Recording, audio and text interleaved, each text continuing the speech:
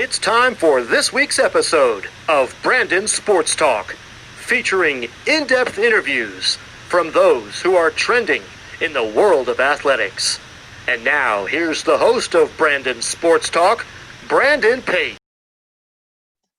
Welcome back to Brandon Sports Talk. In today's episode, I have the privilege to interview the owner of Couch Coach Podcast. How are you doing today, Chris? I'm doing good. How are you, Brandon? I'm doing good. Can you talk about how you got started in the sports podcasts? Yeah.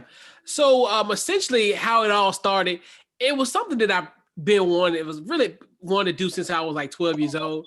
So finally in 2010, where it was one of those situations where I was like, you know what, I want to explore it. And it was a situation where a lot of people was telling me, hey, it's a simple concept. All you have to do is have a mic and a computer. But it was one of those things where it's like, okay, now the decision was made, and a situation where it was a broadcasting school that was and they advertised it during an NFL game, during one of an NFL game, and I was like, I was really intrigued. And then from there, I called and essentially went to the broadcast school. We, did a radio show as a part of our quote unquote our coursework. And it was that's where it really started for me from 2010. And it, propelled me to what's going on now, present day. So it was just one of the things where it was something that I always wanted to do, but I finally acted on something that I've been wanting to do since I was 12. That's wonderful. What kind of stuff, how did you come up with the name Couch Coach Live? Okay, so as I talked about when I was in broadcast school, I had a nickname called Couch Coach. So essentially, I got that name from one of my childhood friends, named Quentin. And what normally would happen is, we always shoot a dozen after school with, how when you're in high school, you talk to your friends. So, as the mister, we always do, only talk just about every day. So when we talk, I would be like playing Madden or playing like at that time NBA Live. I'm dating myself, just way before 2K. So I would always, play games or whatever while we on the phone, and and I always be like, oh, why you didn't catch the ball? This, that, and third, like getting mad at the game because certain things didn't go, as far as plays weren't executed. And it's like, man, you're acting like a couch coach. And that's just something that's just stuck with me. So that was a situation where that's really where the nickname came from. And then the live part, which is the bizarre thing. So I decided to do my own sports podcast in 2014. And I'm sitting at a restaurant, and this is like June of 2014. And I created like 3 or 4 names. And then I just put it out there. Like, I think one of the names was like Sports Weekly. One was Couch Coach Live. One was like the Sports Report or something like that. It was kind of weird like names. And I think I only got maybe like 4 or 5 votes. And the majority was Couch Coach Live. So essentially, I had the help of 5 people who voted on a poll that I did, I think on Twitter back in 2014. So that's essentially kind of how the show, quote unquote Couch Coach Live, kind of came into fruition, is essentially through a poll on Twitter. For the live part, do you actually go live on your podcast? Yes, and that's one thing. Yeah, we do live streams, like we do them. When we first started in 2014, we were on internet radio, and at that time we were broadcasting on Saturday mornings from 10 to 12. And even just going forward, we've always, because we were doing internet radio from up until 2018. And what we would do for those, we would do it live, and you'll hear it online. And also, we used to do them on Facebook Lives. And then now in 2020, we've been doing StreamYards up until like June. So been doing StreamYard, and so that's basically what we've been doing as far as transitioning from when we used to do it from internet radio versus like being in the studio environment versus now kind of doing almost similar to what we're doing here, where we're doing the StreamYard. It kind of in a situation now where we have to quote unquote pivot and do things differently. How have you adapted to being live? It was funny. Like it's weird. Like It was a course of time because as we mentioned, and as mentioned, being in the broadcast school, we did a show, like an hourly show on Wednesdays. So it's one of the things where it's like it's something that I've always kind of done, but the real transition was like on screen, where it's kind of it was, and it's another beast in itself, because now versus like how we do it now, where you see us. When we used to do it like on internet radio, it was almost like you would see us doing, but you wouldn't. We weren't directly in the camera. Now that is transition, and I know that does sound like a small detail, but it's something that you really have to get used to, because then when we used to do it, we would just have my phone, and it'll just have like pretty much a panoramic view of the studio. So you just gonna go as you are. Now the camera's in front of your face. So it is somewhat of a transition, and I guess it just comes with a course of time, and just it is a different beast. Like you said, when I first started, we just did the internet radio and one of the first year when I did it in the broadcasting school, where we were just on a online radio. We didn't have no recordings or nothing. There was no Facebook Live or none of that. We never, had an audio, visual component to that show. So yeah, I mean, it's a transition, but it came with time, obviously. But yeah. Can you talk about your segment Sunday Sit Down? Yes. So Sunday Sit Down it's funny, and we'll talk about the other segments. A lot of these were kind of ideas I've had in the past, but and I think this year was just like, I guess it was just a year where everything just had to be flushed out. Sunday Sit Down was one of the things I really want to do. I wanted to, how sometimes you have these things in your mind and how you implement them, because you have the plan, but how do you implement it? Because at one point I was like, well, should I make it like a blog entry? But I was like, well, I mean, it was more so executing. But Sunday Sit Down was a great opportunity. It was more so, I had a lot of up and coming podcasters. I had guys who I think are extremely talented. I remember my first guest. He's an excellent writer. His name is Servan. He went to, and in fact, I'm here in Richmond, Virginia, and coincidentally, he just graduated from Virginia Commonwealth University.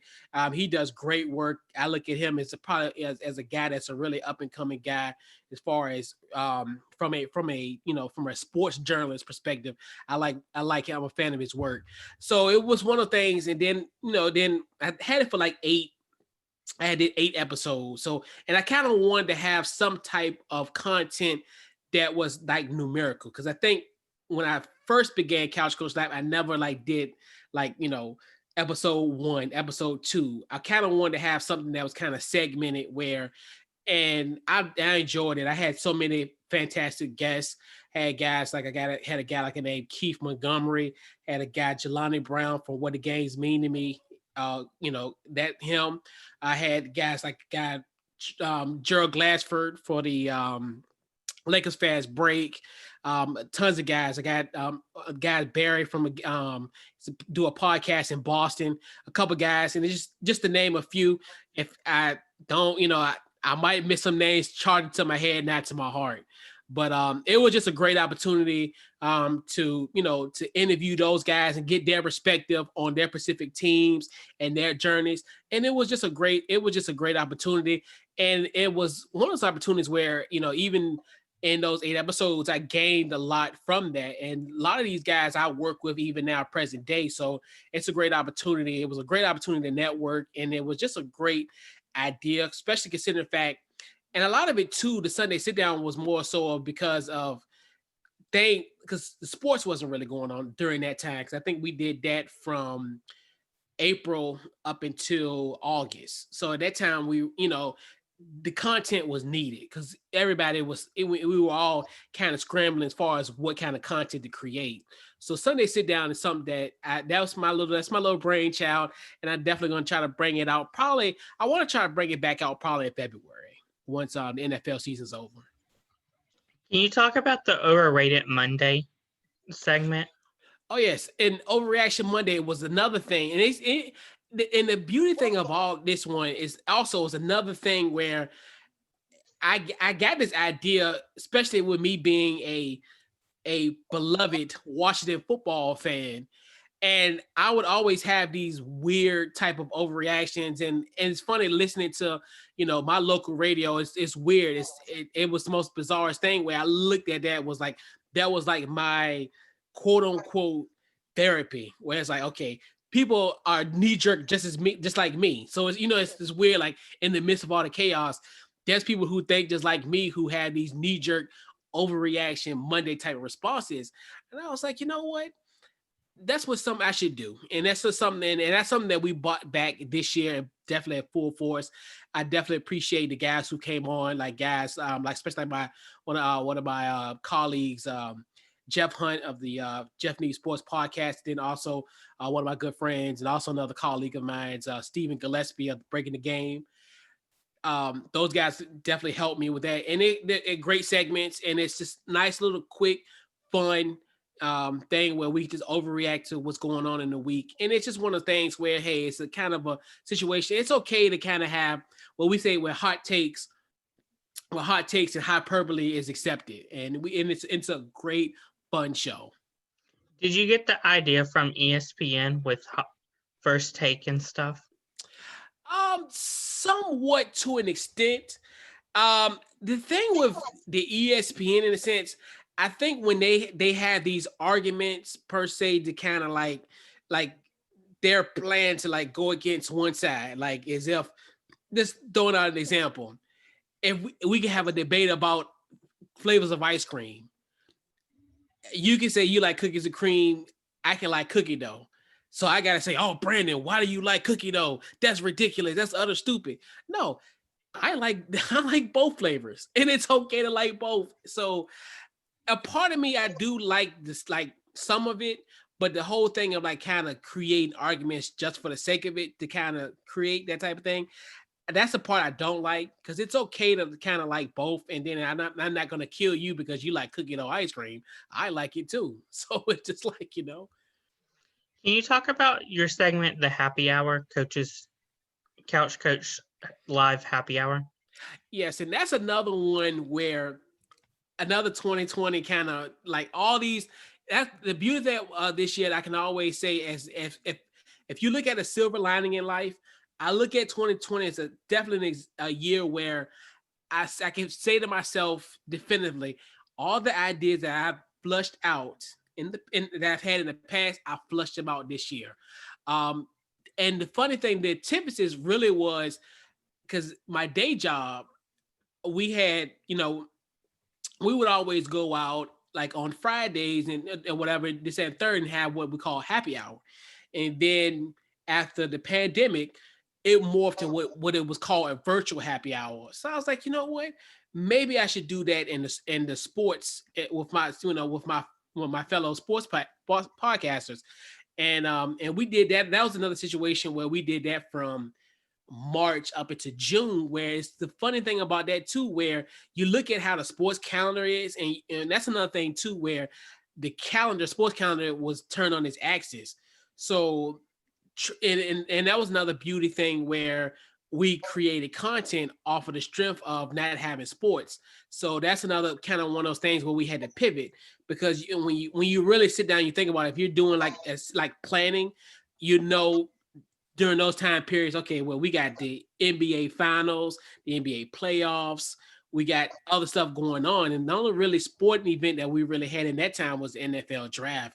And, so I had a couple good guests. I had one of my other colleague of mine, Chris LeBron from Off the Ball Network and Off the Ball Network, which I'm a part of as well. I had him on. I had guy Patrick from Say It Out Loud Sports. He's doing his thing. So it's a lot of guys who also joined on it, and it was just a very fun experience. And also one of my good friends, Blake from the Global Dynasty Sports Radio. So it was fun. These were like fun, and it was in kind of, that was also like the Sunday sit down in the sense where A lot of these guys, they had they're fans of particular teams, so it's kind of good to get their kind of insight of what they think their teams were going to be, because at that time it was such a level of uncertainty of, well, are we going to have games, or how do you think if we come back to sports, how will your team fare? So it was a very fun experience. What are some of your future segments and plans for your podcasts? So podcasts, I think more so, I think I just want to do more, like, as far as doing more live streams, and probably do more like coverage per se, like for certain events. I think that's one thing I really want to kind of do. I know next year, as far as like with the Super Bowl, I know I want to do a little bit more with the Super Bowl, as far as have a little bit more in-depth coverage. And I think just with everything, I just want to just have a little bit more in-depth content with it, like as far as having events. And that's one thing too, where being around during those type of segments when we talked about Sunday sit down and the happy hour and all those, being around those type of guys who we made content on the fly. So now you look at it from a standpoint of, hey, well, just like you look at how the news are, like anything, like even with the ESPNs, what have you, they do pregame shows, they do coverage, they do wall-to-wall coverage, and we can do the same thing.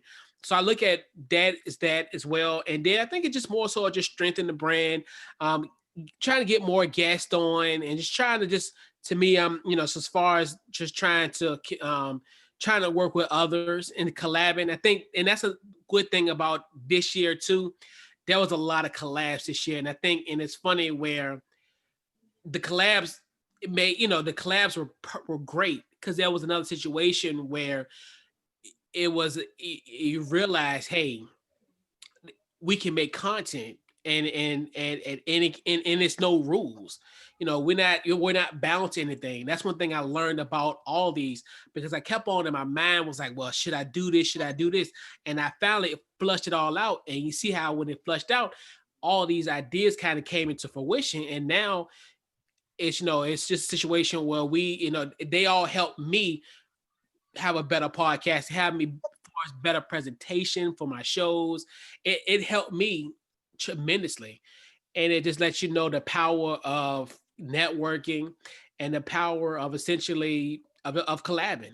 And I think the sky's the limit for this podcast. And it's going to be, I think I have some plans. I know I want to also enhance my website a little bit more. And also just collabing with other fellow podcasters and just putting out great content for people to share and for people to enjoy. That's wonderful. Where can my listeners find your podcast at on social media? Yes. So anywhere, any social media you have, Facebook, Twitter, Instagram, Couch Coach Live. You go anywhere, Couch Coach Live. We have Facebook. We'll have full episodes of it. Instagram, we show videos. We have content on there, and also Twitter. Twitter's also great, where we have our live streams on there as well. And then also YouTube, where we have full episodes of the podcast there as well. So pretty much anywhere on social media, Couch Coach Live. Thank you again, Chris from Couch Coach Live, on this interview, and best of luck in the future. Yes, sir. Thank you. I appreciate you having me on today, Brandon. Definitely appreciate you taking the time and talking with me today. You're welcome. Please don't feel free to like, comment, and share on Facebook, Instagram at Brandon Sports Talk, Twitter at Talk_Brandon, and you can find me on YouTube at Brandon Sports Talk. Don't forget to like, comment, and share. Thank you again, Chris, for your interview, and best of luck. Thank you. You've been watching Brandon Sports Talk.